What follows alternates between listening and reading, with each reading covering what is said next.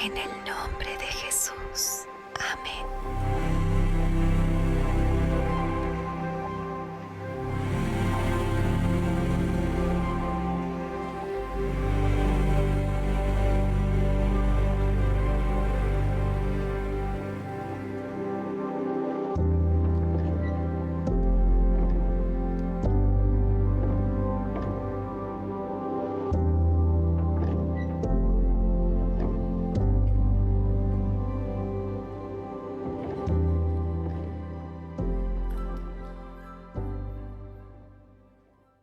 Bienvenidos, es bueno verles a cada uno de ustedes. Gracias por estar con nosotros acá. Hemos llegado al tercer mensaje de la serie, Antes del amanecer, Él oró por ti. Está basado en Juan capítulo 17, le pido que busquen en sus Biblias por favor. Este capítulo, el Evangelio de Juan, capítulo número 17, vamos a leer varias porciones de este capítulo. Para aquellos que ya no tenemos a nuestros padres con nosotros en este mundo, nosotros entendemos ahora la realidad de que hay amores que no siempre se van a poder disfrutar. Porque hay personas que, los seres humanos somos como la hierba y como la flor. Nosotros pasamos, si es que Cristo no viene antes. Pero a mí me costó un poco de trabajo entender eso cuando yo era adolescente y joven. Soy el más pequeño de todos mis hermanos por parte de madre y por parte de padre. Entonces, desde muy pequeño, después de la muerte de mi abuelo materno, que era alguien que yo amaba con todo el corazón y tengo memorias muy dulces de él, pues empecé a enfrentar el temor de la muerte y lo que era la muerte. Y entonces me asustaba un poco el hecho de que algún día mis padres no iban a estar conmigo y quizás durante mi niñez o mi adolescencia. Así que el tiempo pasó, me hice grande y mis padres pasaron de este mundo. Y como algunos de ustedes que quizás también ya sus padres pasaron de este mundo, hay momentos en los que uno quisiera hablar con ellos o quisiera abrazarlos o quisiera tenerlos, pero no están. Entonces eso nos enseña una lección de vida. Hay personas que si nos amaron bien y nosotros los amamos a ellos, no los vamos a disfrutar por toda la vida.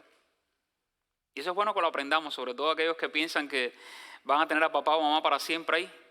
Si es que les amaron, porque ahí no todo el mundo fue amado por un padre o por una madre. Esa también es otra realidad. Nunca voy a olvidar a alguien que ya siendo muy adulto, bastante adulto, me confesó. La primera vez que yo oí a mi padre diciéndome, te amo, fue cuando enterramos a mi madre. Eso puede pasar también. Y siendo así que hay amores que no siempre se disfrutan mucho, leyendo Juan 17, nosotros podemos entender de qué se trata el amor de Dios. Porque en Juan 17, aunque tenemos el privilegio de tener registrada la oración más larga de Jesús, no sé cuántos de ustedes llevan diarios de oración. Yo de vez en cuando escribo en los diarios de oración. Y escribo oraciones, me gusta recordar qué le pedía a Dios y al tiempo cuando pase regresar a Él y ver cómo Dios respondió a esa oración. Y bueno, quizás mis hijos algún día lean esos diarios y vean cómo oramos por ellos. Pero Juan 17 es como eso, es como una porción de un diario en el que los discípulos escucharon una oración de Jesús y el Espíritu Santo utilizó a Juan el evangelista para registrar esa oración de Jesús. En los evangelios muchas veces se dice que Jesús oró, pero no sabemos del todo qué fue lo que oró. Juan 17 no.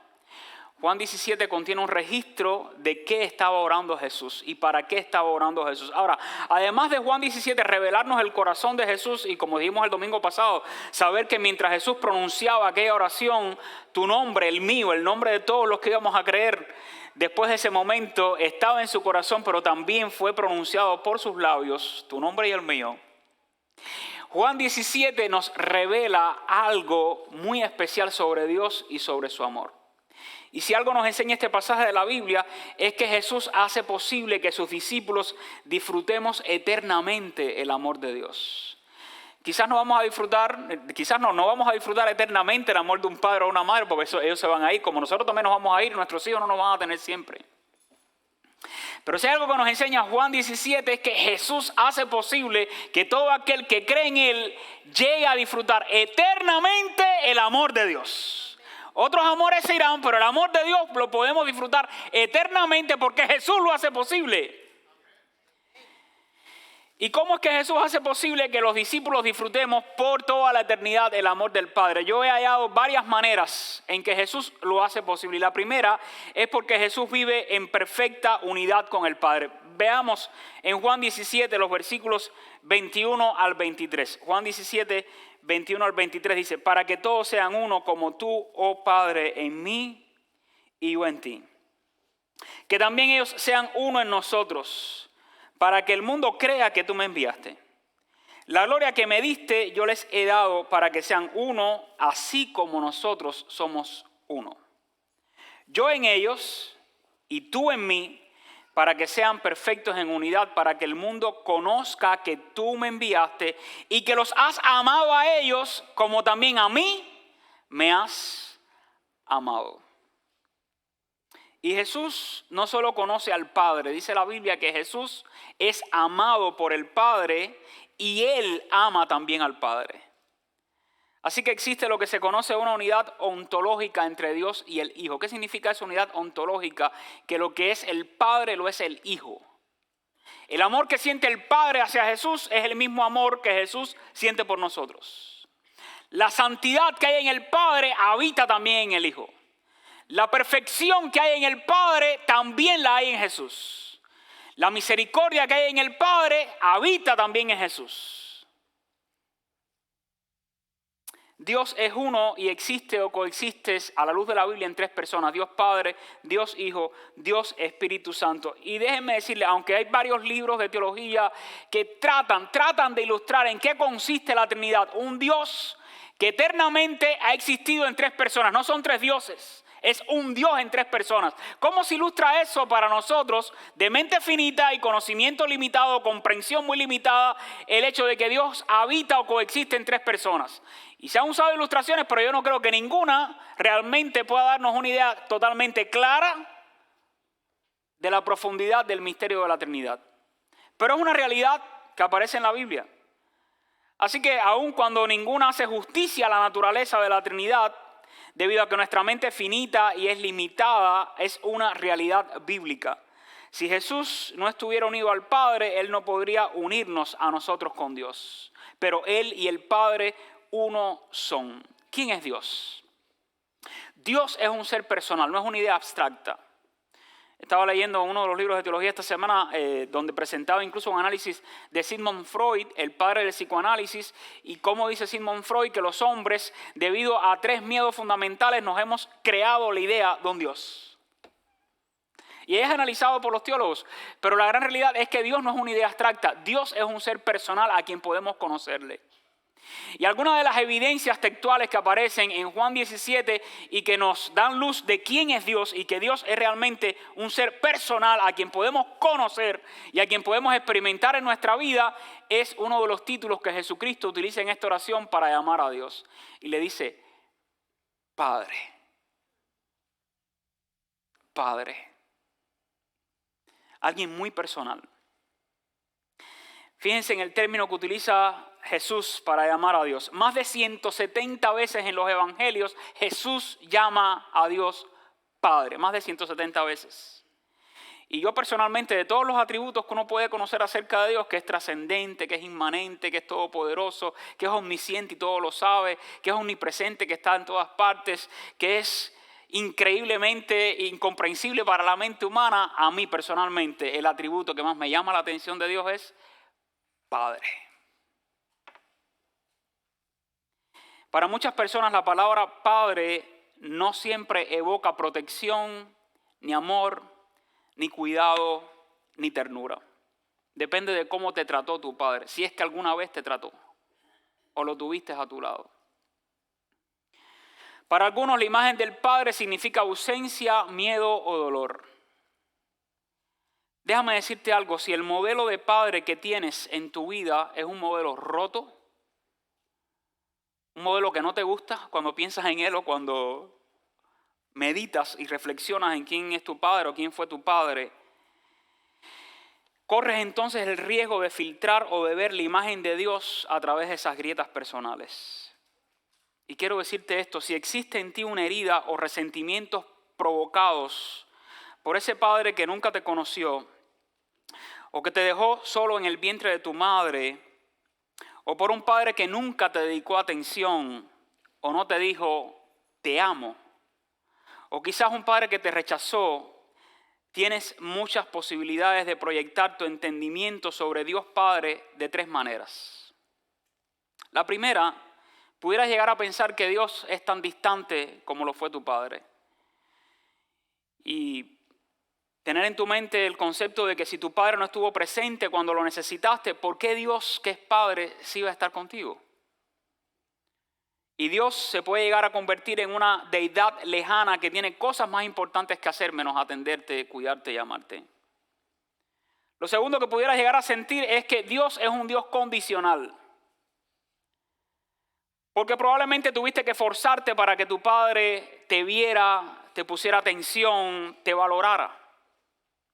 Y esto genera un legalismo que es agotador, donde el individuo puede llegar a creer que debe ganar el amor de Dios de la misma manera en que hizo todo lo posible por ganar el aprecio y la atención de su padre, haciendo buenas cosas, portándose bien, trayendo buenas notas y no molestando a papá. Y la tercera percepción que pudieras tener equivocada de Dios es que Dios es un Dios impredecible, así como lo fue tu padre. Porque quizás no sabías si tu padre llegaría ese día de buen o mal humor a la casa, alcoholizado o no alcoholizado, o si tu padre quizás ese día actuaría con rudeza o ternura, o más bien aplicaría castigo por el error que cometiste, o por alguna ofensa que dijiste. ¿Y saben qué produce eso en nosotros en relación a Dios? Esa es la imagen de padre que tenemos. Entonces también comenzamos a ver nuestra relación con Dios condicionada por el miedo. Y hay muchos creyentes que viven con miedo de Dios, que es diferente al temor a Dios. ¿Ok? Temor a Dios es reverencia y respeto por quién es Dios y por su obra portentosa. Pero hay quienes viven con miedo a Dios también porque su relación con su padre condicionó ese miedo para entender que cualquier idea de padre está relacionada con el miedo y que entonces yo, para ganar el favor, la atención, la misericordia, el perdón de ese Dios, no debo ofenderlo y tengo que hacer todo lo posible con obras y comportamiento para que al fin se fije en mí, me ame y me acepte como soy. Si tu padre terrenal no ha sido un buen modelo, no fue un buen modelo para ti porque ya sea que te maltrató, no te atendió, te defraudó, debes saber que Dios no es como tu padre terrenal. Dios es el Padre que siempre tú y yo debemos tener. Pero escucha atentamente los adjetivos con los que Jesús describió al Padre en Juan 17. Ponga atención. En Juan 17, versículo número 11, le dice: Padre Santo, apartado de toda maldad, enfatizando la distinción de Dios frente al pecado nuestro del mundo. Jesús está señalando la santidad y la pureza de Dios como la garantía de que sus discípulos también, porque Dios es santo, seríamos santificados y protegidos por Dios. En el versículo número 25 de Juan 17 lo llama Padre justo, resaltando la equidad y la verdad de Dios al juzgarnos a los seres humanos. En Mateo 6:26 hay otro título, otro adjetivo que está calificando el sustantivo Padre, que es precioso. Le dice Padre Celestial, es decir, aquel que es soberano y todopoderoso, y diferencia al Padre Dios de los padres terrenales que somos limitados e imperfectos.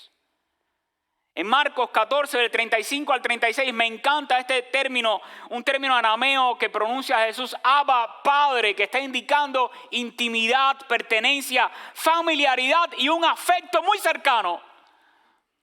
Quizás tú nunca supiste lo que es el afecto cercano de un padre, pero a Dios lo puedes conocer como tu Abba. Ese Padre no distante, no lejano, cercano, íntimo, amoroso. Y en Marcos 14, del 35 al 36, dice la Biblia, yéndose un poco adelante, se postró en tierra y oró que si fuese posible pasase de él aquella hora. Y miren la cercanía y la apertura de corazón a Jesús. Jesús sabía, estaba consciente que su misión en este mundo era venir a morir para redimir a la humanidad y para salvarla de sus pecados. Pero en su humanidad, mirando que lo que le esperaba era lo más trágico que puede experimentar alguien en la tierra, dijo así: Abba, Padre, todas las cosas son posibles para ti, aparta de mí esta copa, mas no lo que yo quiero, sino lo que tú. Y en Mateo 6:9 lo llama Padre Nuestro, que por cierto, este nuestro es un adjetivo posesivo y es el cambio más radical que hace Jesús. Él invita a todos los que creen en Él a compartir su propia relación filial con el Padre. Así que Dios ya no es el Padre de Jesús, el Padre justo, el Padre celestial, el Abba Padre, sino que ahora Dios es el Padre de todos los que por la fe reciben a Cristo como Señor y Salvador. Y así lo declara Juan capítulo 1, versículo 12 al 13. Más a todos los que le recibieron, a los que creen en el nombre de Cristo, Él les da derecho, autoridad, potestad de ser llamados hijos de Dios, del Padre de Jesús. Ese es tu Padre, es nuestro Padre. Y esos hijos no son engendrados de sangre ni de voluntad de carne, así que ni tú y yo podemos hacer que llegue a ser nuestro Padre. Él hace que renazcamos como nuevas criaturas y lleguemos a ser sus hijos. Ni de voluntad de varón, sino de Dios. Y me encanta otro pasaje en Romanos 8, del 15 al 16, cuando dice: pues no habéis recibido el espíritu de esclavitud para estar otra vez en temor, sino que habéis recibido el espíritu de adopción por el cual clamamos los creyentes. Ya no es solo Jesús diciendo: Abba Padre, si es posible pasa de mí esta copa. Ahora es Jesús.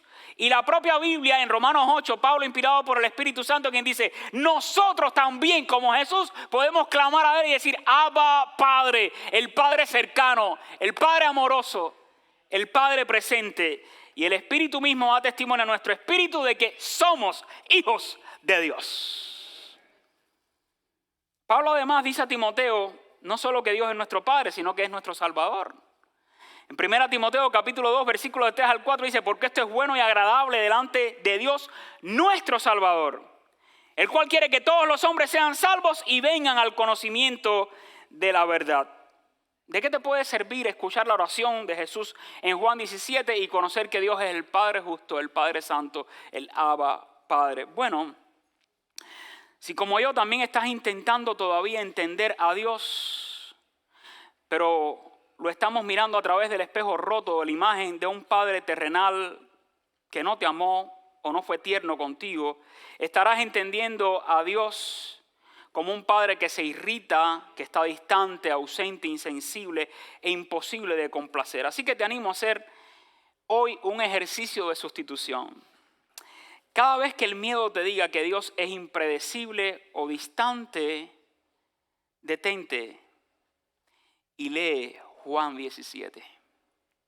Lee Juan 17, pero lee además otros textos bíblicos, otros textos donde Jesús, que es la imagen, la sustancia, la esencia del Padre, está cargando a los niños y está diciendo: dejen que los niños vengan a mí y no se le impidan, porque de ellos es el reino de los cielos. Lee pasajes donde Jesús está perdonando a una mujer adúltera. Lee el pasaje donde Jesús está sanando enfermos. Lee pasajes donde Jesús está cerca de gente que era rechazada por la sociedad y cuando se acercan a Jesús les dice: tus pecados te son perdonados porque creen en Él.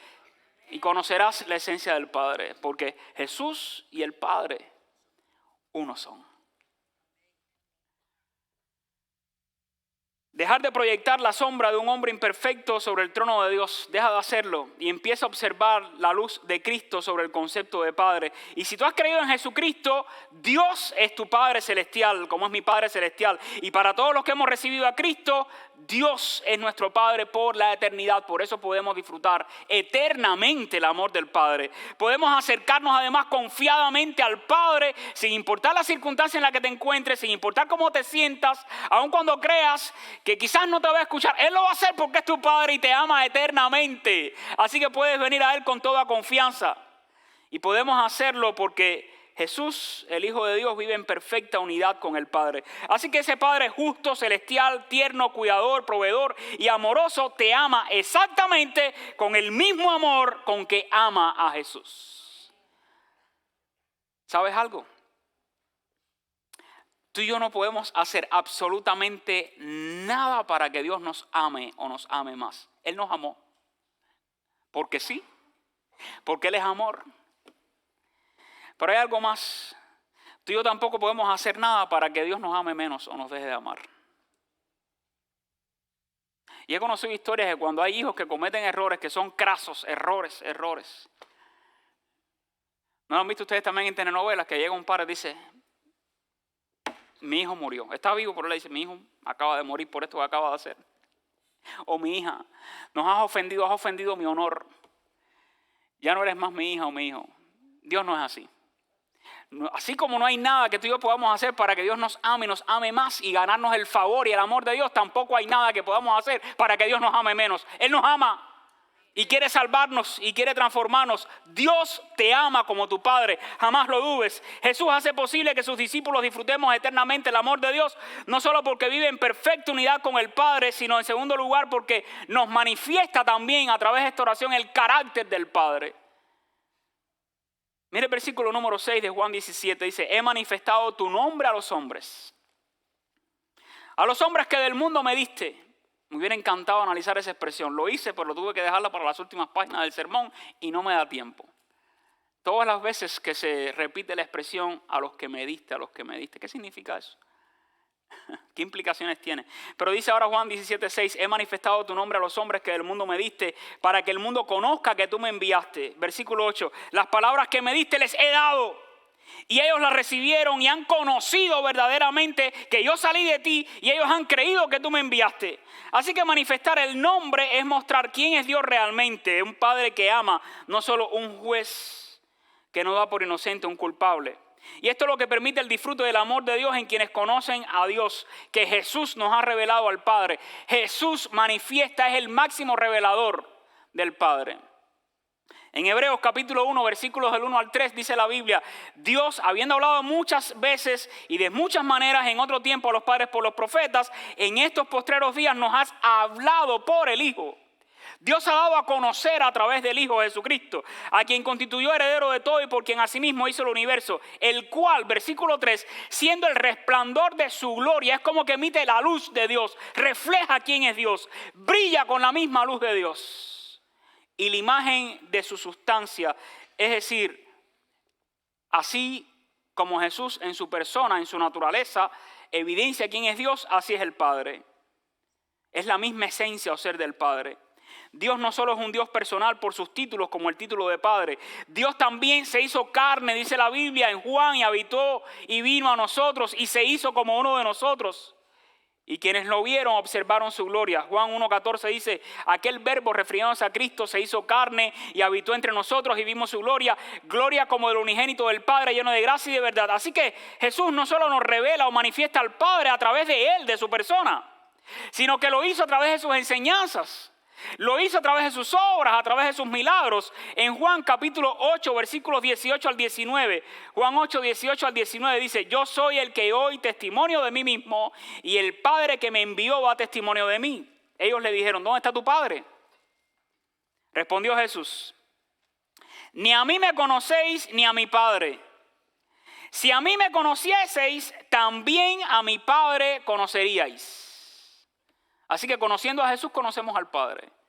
En Juan capítulo 12, versículos 44 al 45, dice: Jesús clamó y dijo: el que cree en mí, no cree en mí, sino en el que me envió. El que me ve, ve al que me envió. Así que mirando a Jesús, vemos al Padre. Y en Juan 14, del 9 al 11, dice: el que me ha visto a mí, ha visto al Padre. Qué manera tan directa de revelar la naturaleza del Padre, de mostrarnos al Padre, de darnos a conocer al Padre. Véanme a mí y conocerán al Padre. ¿No crees que yo soy en el Padre y el Padre en mí? Las palabras que yo os hablo, no las hablo por mi propia cuenta, sino que el Padre que mora en mí, Él hace las obras. Creedme, yo soy en el Padre y el Padre en mí. De otra manera, creedme por las mismas obras. Entonces, llegar a conocer a Jesús es llegar a conocer al Padre. Él y el Padre uno son. Es imposible conocer al Padre fuera de Jesús. Solo a través de Jesús podemos disfrutar eternamente el amor de Dios. Y esa es la clase de relación que Jesús pidió que sus discípulos tuvieran con Él y con el Padre. ¿Cómo tú puedes disfrutar esa relación con Dios? Entendiendo que llegar a ser hija o hija de Dios es un regalo. No lo ganamos ni lo merecemos. Dios te lo ofrece como un regalo. Tú quieres ser una hija o un hijo de Dios, es gratuitamente que Dios te lo otorga, solamente por la fe en Jesucristo. Lo único que evita que un ser humano llegue a convertirse en un hijo o una hija de Dios es nuestro pecado. Nuestro pecado nos separa de Dios. Cosas que todos pensamos o sentimos o hacemos y ofenden el corazón de Dios. Nos hacen violar la ley de Dios. Defraudan a Dios. Y a pesar de nuestro pecado, Dios nos amó tanto, que dice la Biblia, Juan 3:16, que envió a su Hijo Jesucristo para que todo aquel, no los más santos de este mundo, todo aquel, cualquier pecador que en Cristo crea, no se pierda, mas tenga vida eterna. Ese es el amor del Padre.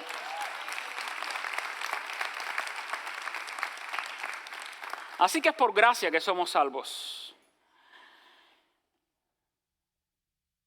A través de lo que Cristo hizo, dice la Biblia en Juan 3:17, ahí revela también más del carácter de Dios, porque no envió Dios a su Hijo al mundo para condenar al mundo, sino para que el mundo sea salvo por Cristo.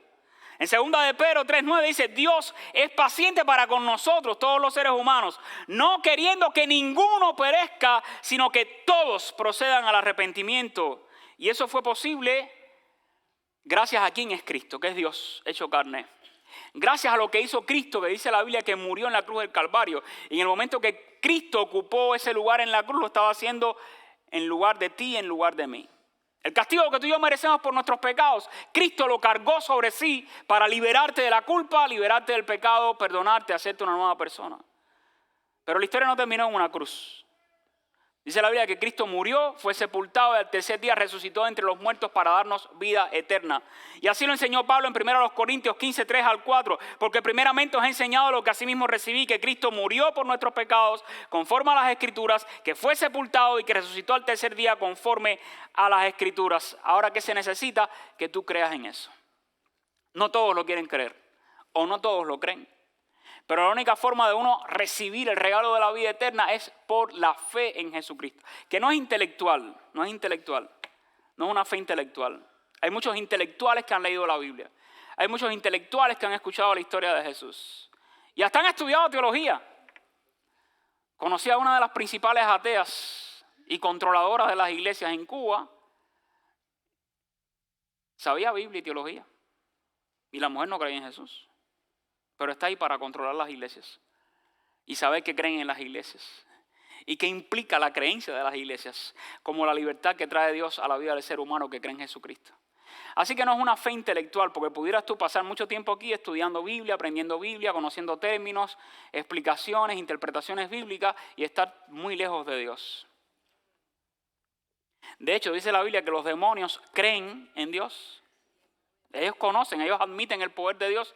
Ellos reconocen la naturaleza de Dios, pero esa no es una fe salvadora. Como tampoco es una fe salvadora que en momentos cuando la vida nos pone en situaciones difíciles clamemos a Dios. Eso está bien, clamar a Dios cuando la vida aprieta, eso está bien.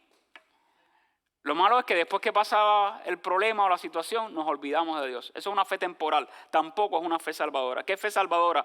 Creer que a pesar de mis pecados y a pesar de todos mis errores, Cristo es quien dijo ser. Es Dios hecho carne que murió en la cruz y al derramar su sangre, con su sangre preciosa me limpia de mis pecados, me cambia, me transforma de adentro hacia afuera. Y que Él no solo murió, sino que resucitó entre los muertos. Y si yo creo que Cristo realmente resucitó entre los muertos y lo creo en mi corazón y lo confieso con mi boca, seré salvo. Eso es lo que enseñan las Escrituras. ¿Lo crees tú? Pero si todavía no lo crees, yo quiero invitarte a que hoy tú le digas, sí, Dios, yo reconozco que soy pecador, yo reconozco que soy pecadora, nunca he experimentado el amor de Dios, lo quiero disfrutar eternamente por el resto de mi vida, hazme un hijo o una hija tuya. ¿Te gustaría orar así esta mañana? ¿Cómo lo puedes hacer? En silencio donde estás. Así que me gustaría que todos cerraran sus ojos, por favor. Y aquellos que no conocen, que ya han conocido a Dios, denle gracias a Dios, pero quiero que estén orando ahora por aquellos que aún no conocen a Dios y que están aquí. O que quizás están mirando la transmisión en línea.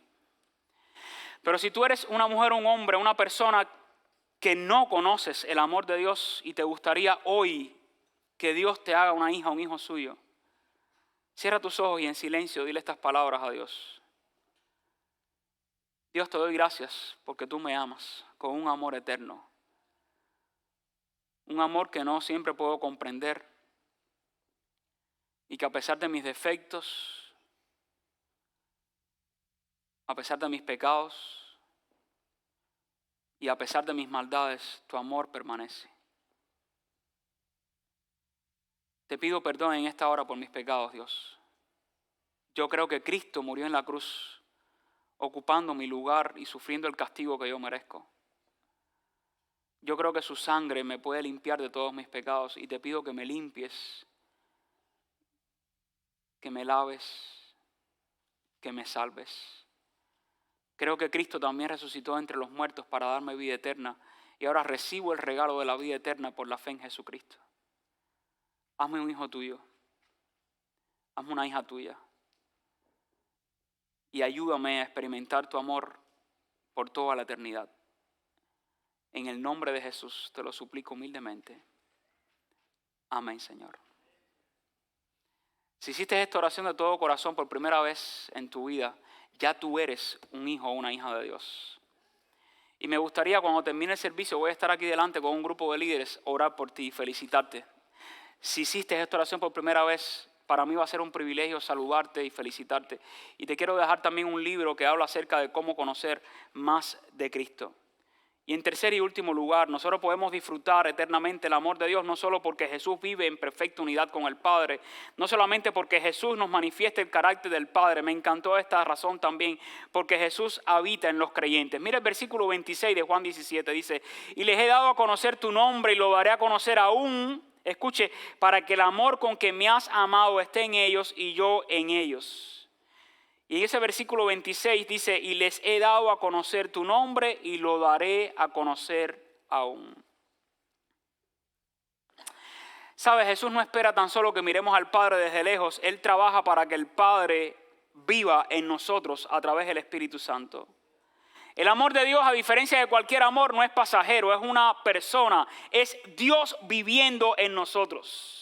Nuestro conocimiento de Dios también es importante que entendamos, no es un evento único ni estático. Conocer a Dios es un proceso continuo que va a durar por la eternidad. Jesús todavía nos sigue revelando al Padre a través del Espíritu Santo. ¿Cómo? En medio de las pruebas que tú y yo enfrentamos, a través de su palabra, a través de la vida diaria, y cada día hay una faceta nueva del amor del Padre que Jesús quiere mostrarnos. Así como Jesús habita en nosotros los creyentes, también habita en nosotros su amor. Y al reconocer que Cristo habita en ti, te conviertes y puedes llegar a convertirte en un canal de bendición y de amor. El amor que recibes del Padre es el mismo amor que ahora tú puedes dar a otros. Y Pablo se refirió varias veces a ese proceso paulatino, pero progresivo de conocer a Dios de forma constante hasta el momento de nuestra redención total y final. Termino con este pasaje en 1 Corintios 13, del 12 al 13, en la nueva versión, la nueva traducción viviente. Dice, ahora vemos todo de manera imperfecta, como reflejos desconcertantes, pero luego veremos todo con perfecta claridad. Todo lo que ahora conozco es parcial e incompleto, pero luego conoceré todo por completo, tal como Dios ya me conoce a mí completamente. 3 cosas durarán para siempre: la fe, la esperanza y el amor. Pero el mayor de todos ellos es el amor. Y el de Dios lo podemos disfrutar eternamente porque Cristo lo ha hecho posible. No vivas más frustrada o frustrado con sentimientos de culpa cuando reconozcas que dentro de tu interior todavía hay grietas en tu carácter. Quizás falta de fe, hábitos que aún no acaban de morir. Estás sintiendo que si no eres perfecto, entonces no has conocido a Dios. Alguien pudiera pensar eso. Todavía hay tantas imperfecciones en mí, todavía hay tantas grietas en mi carácter y en mi vida, que al mirarme a mí mismo y toda la imperfección que veo en mí, quizás no conozca a Dios. Eso es un engaño. Reconocer que todos somos imperfectos nos quita la máscara de la hipocresía. La iglesia tampoco es un museo de gente perfecta, sino un hospital de individuos pecadores que seguimos conociendo al Padre poco a poco. Así que acepta que tu madurez espiritual y la mía todavía es una obra que Dios no ha terminado. Cuando cometas un error o reconozcas que todavía en ti o en mí hay inmadurez, tampoco te autocastigues a ti misma o a ti mismo diciendo volví a fallar. Más bien di, Señor, gracias porque yo sé que a pesar de mis fallas y de mis errores, me estás dando a conocer tu nombre en esta área de mi vida. Y si Jesús prometió que seguirá dándote a conocer al Padre, significa que Jesús sabe que aún a ti y a mí nos falta mucho por aprender y camino por recorrer. También le falta camino a aquellos en tu familia que son cristianos pero aún muestran defectos. También le falta camino a tus hermanos de la iglesia. Por lo tanto, extiende a otros la misma paciencia y gracia que Jesús te demuestra a ti.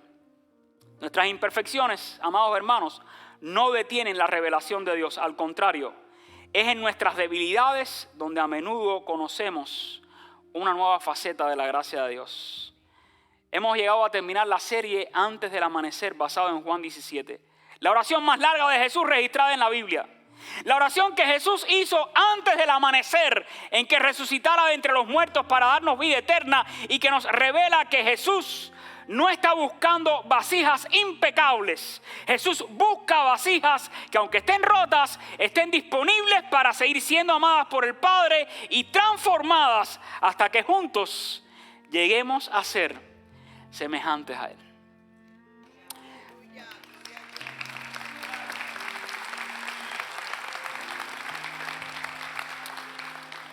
Padre, te damos gracias por tu amor. Te damos gracias por tu gracia y por tu misericordia. Te damos gracias por la salvación. Gracias por la vida eterna. Gracias por el perdón de nuestros pecados. Y gracias porque habitas en nosotros que creemos en ti. Ahora prepara nuestros corazones para la Santa Cena. Y que podamos experimentarla como un tiempo de adoración en que sintamos al Padre presente, cercano, íntimo, perdonador, restaurador, vivificador y amoroso. Es en el nombre de Jesús que te lo pedimos humildemente. Amén y amén. Antes de tomar los elementos, quiero brindar algunas orientaciones. Lo que ustedes van a ver ahora, si es primera vez que lo ves, es una ordenanza que los cristianos guardamos donde utilizamos dos elementos. Una galleta o pedazo de pan y el jugo de la vid, de uvas. Esos dos elementos tienen un significado, un simbolismo. El pan representa el cuerpo de Cristo que fue entregado en la cruz y molido por nuestros pecados. El jugo de la vid representa la sangre de Cristo derramada en la cruz por nuestros pecados para limpiarnos de ellos. ¿Quiénes deben tomar de la Santa Cena? Aquellos que realmente han creído en Cristo. Si tú no habías creído en Cristo antes y hoy has recibido a Cristo, puedes participar de ella. A quienes decimos no tomes de ella, a quienes no creen en Cristo. ¿Por qué? Porque para ti no tiene ningún significado el pan y el vino, pero estamos contentos que estés aquí mirando con nosotros la cena. Y lo otro que la Biblia advierte de quienes no deberíamos tomar la cena es si de pronto estamos todavía en algún pecado sin confesar, para no beber ni comer juicio para nosotros mismos. Así que, ¿qué te invito a hacer? A que aproveches esta oportunidad y confieses tus pecados a Dios y te pongas en paz con Dios. Y pidas a Dios que te sane, que te renueve, que te restaure y que te levante. Pero todo aquel que ha creído en Cristo puede tomar de ella para recordar que Cristo, tu Salvador, murió por ti en la cruz, derramó su sangre por ti y también para que recuerdes que Cristo no quedó muerto en ella, sino que resucitó entre los muertos y aún más vendrá por su iglesia. Así que le pido a los diáconos, please, you can come, y van a recibir una copa, dos copitas, en una está el pan, el otro el vino. Mientras ellos van distribuyendo los elementos y usted lo va tomando, vamos a cantar y usted ora y prepare su corazón para este tiempo de adoración.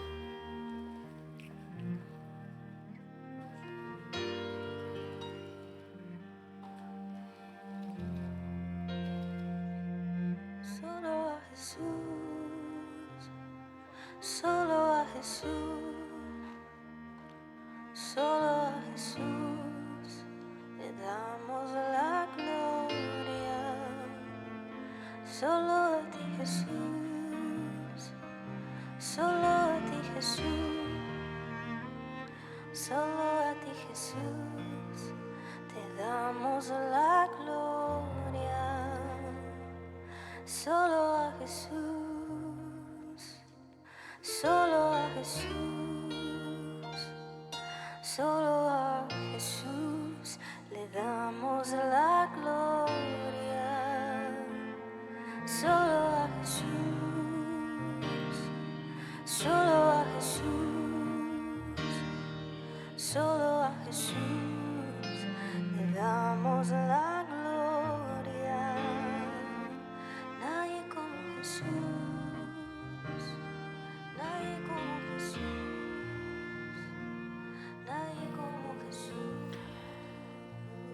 La Biblia nos relata el momento en que Jesús tomó en sus manos una copa de vino y le dio gracias a Dios por ella. Escucha las escrituras. No tomes todavía los elementos, yo te voy a guiar, pero escucha las escrituras. Entonces Jesús dijo: tomen esto, repártanlo entre ustedes, pues no volveré a beber vino hasta que venga el reino de Dios. Tomó un poco de pan y dio gracias a Dios por él. Luego lo partió en trozos, lo dio a sus discípulos y dijo: esto es mi cuerpo, el cual es entregado por ustedes. Hagan esto en memoria de mí. Después de la cena, tomó en sus manos otra copa de vino y dijo: esta copa es el nuevo pacto entre Dios y su pueblo, un acuerdo confirmado con mi sangre, la cual es derramada como sacrificio por ustedes. Si tienes los elementos, ora y dale gracias a Dios por Jesucristo y por lo que hizo por ti en la cruz del Calvario. Agradece a Dios por la salvación.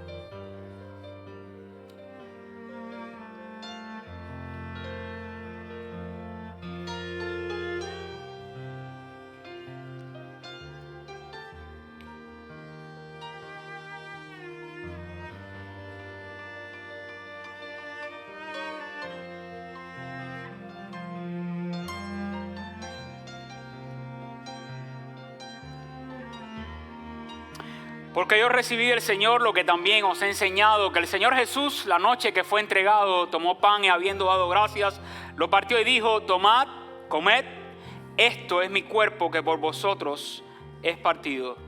Haced esto en memoria de mí. Comamos todos el pan.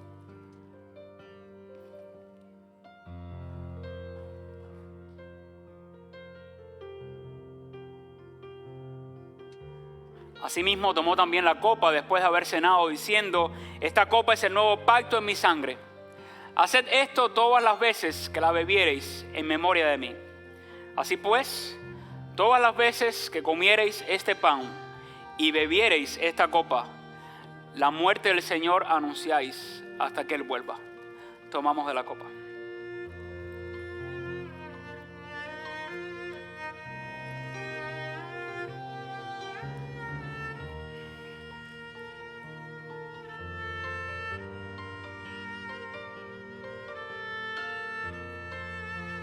Nombre es como la luz del sol que da en la oscuridad venció la vida y la resurrección.